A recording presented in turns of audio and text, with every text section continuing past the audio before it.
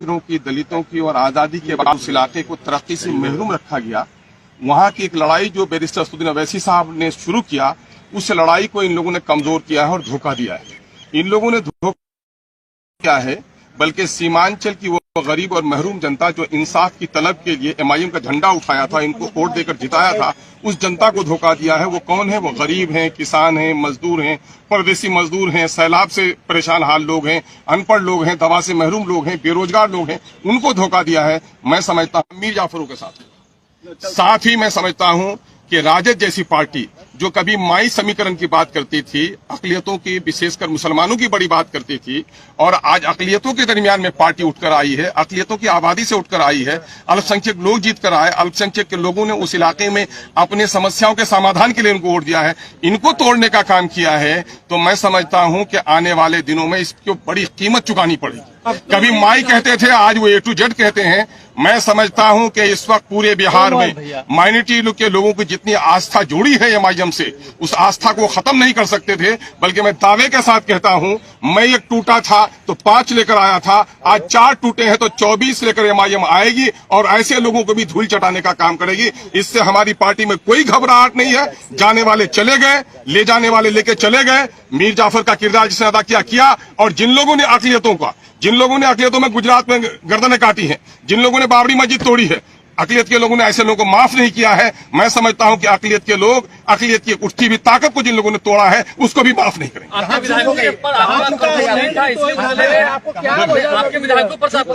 नहीं, मेरे कंट्रोल का मामला ये है, ये पुलिसिया मामला नहीं होता है, कंट्रोल है।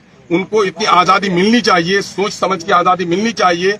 जो भी बंधन यहाँ पर होता है नैतिक बंधन होता है, और नैतिक बंधनों को तोड़ने वाले वो मैं समझता हूं कि सबसे बड़े पार्टी होते हैं। आप स्टैंड नहीं ले रहे थे, इस वजह से वो भागे। आप किस चीज का स्टैंड नहीं लिया? हमेशा अकलियतों का स्टैंड ले लिया, दलितों का स्टैंड ले लिया। और मैं समझता हूं कि पिछले इजलास जितने सेशन हुए गवाह होगा कि अकलियतों और पिछलों के जितने मुद्दों को और सीमांचल के जितने मुद्दों को एमआईएम ने मजबूती से उठाया है, और तमाम तर विधायकों को जो हिस्सेदार बनाया है, तमाम तर विधायकों को जो बोलने का मौका दिया है, जो परामर्श किया है। दूसरी पार्टियों में गए हैं, हम लोग रहे भी हैं, दूसरी पार्टियों में हैसियत है तलवा चाटने की। एमआईएम है जो मान सम्मान की बात करती है। अगर कुछ लोगों को ऐसा ही मामला है, सीमांचल का विकास क्यों नहीं हुआ? सीमांचल से इसी नेचर के लोग जीत कर आए जो पार्टी का तलवा चाटते रहे और सीमांचल के मुद्दे की लड़ाई नहीं लड़े। एमआईएम ईमानदारी के साथ सीमांचल की लड़ाई लड़ती है, और अख्तरुज्जमान खड़ा है। मैं दावा करता हूं आपको।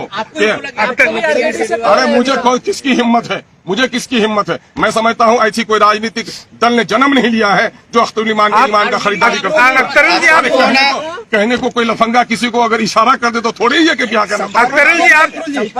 आप उधर भी नहीं रहे, आप भी तो उनके साथ खड़े रहे हाउस के बाहर।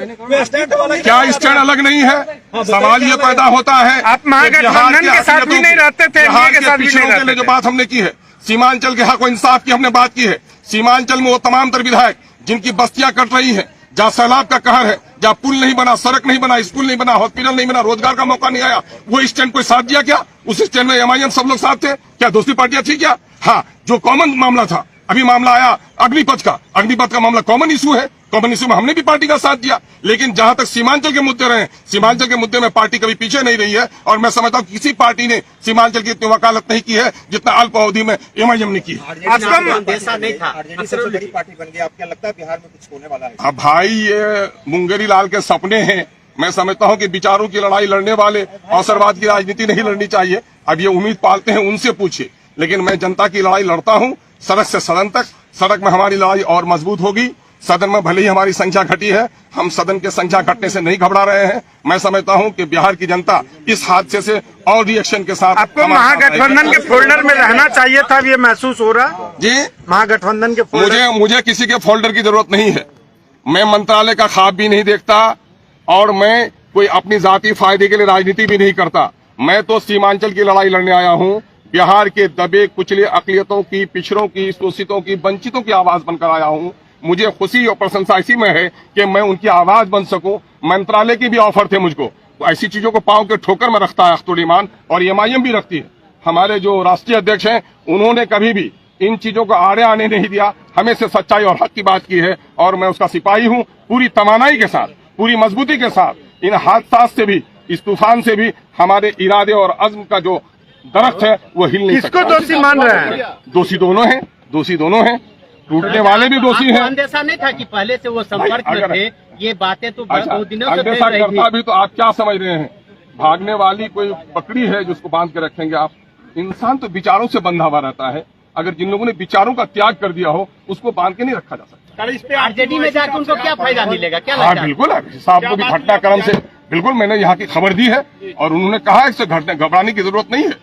और जो जिंदा तहरीकें होती हैं ये इस किस्म के हालात आते रहते हैं और ऐसा होता है सैलाब में खसो खासा बह जाता है और जो मजबूत पहाड़ होता है खड़ा रहता है। महाराष्ट्र के बाद बिहार में भी खेल होगा क्या? अब उस खेल की बात उनको कहिए, वो खेल का जो तमाशा देख वो उम्मीद बांधे हुए हैं। महाराष्ट्र में जो हुआ है गलत है और महाराष्ट्र के खेल को जो लोग गलत कह रहे हैं वो भी या खुद गलत कर रहे हैं। बहुत बहुत शुक्रिया।